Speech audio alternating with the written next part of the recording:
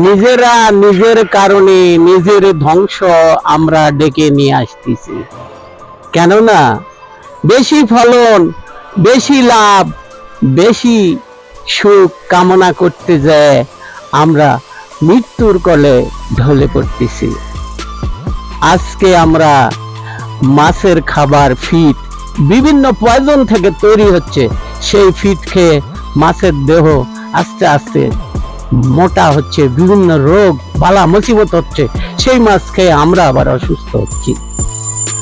আজকে মুরগি, ব্রয়লার মুরগির মধ্যে বিভিন্ন রকম পয়জন ঢুকতেছে এবং সেই পয়জন খেয়ে আমরা অসুস্থ হয়ে পড়তেছি।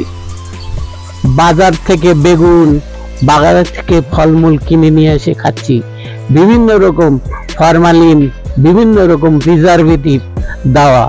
এতে কি হচ্ছে? মানুষের দেহের ক্ষতি হচ্ছে। কারণ আমরা বেশি উন্নতি চাইছি, বেশি কল্যাণ চাইছি, যার কারণে আমাদের জীবনটাকে আস্তে আস্তে নিঃশেষ হয়ে যাচ্ছে।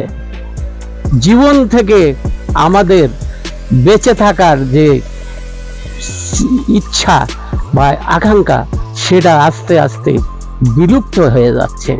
মানুষ যাতে বাঁচত 100 বছর, সেই মানুষ বাঁচিচ্ছে 45 বছর। কারণ এই পয়জন ভক্ষণ করার জন্য। আমার বাবা দাদা দাদির আমলে আমি নিজেও যখন আমি অসুস্থ হয়েছি, কৈলাস ডাক্তারের কাছে গিয়েছি। এই যে এরকম একটা বোতলের মধ্যে সিরাপ তৈরি করে 4 দাগ, যে কোনো অসুখ হোক, খাইছি, ভালো হয়ে গেছে। আর আজকে শত শত ডাক্তার, শত শত মেডিসিন, এরপরেও মানুষ সুস্থ থাকতে পারতেছে না। বিভিন্ন অসুখ বিসুখের কারণে মানুষ আস্তে আস্তে মৃত্যুর কোলে ঢলে পড়তেছে। শুধু মানুষের বদ অভ্যাস, বদ পরিবেশের জন্য। ওই জন্য সার প্রয়োগ থেকে দূরে থেকে ন্যাচারাল ভাবে সমস্ত জিনিসকে সৃষ্টি করেন, ন্যাচারাল ভাবে খান, তাহলে আপনি দীর্ঘ আয়ু, দীর্ঘ জীবন, সুস্থ জীবন যাপন করতে পারবেন।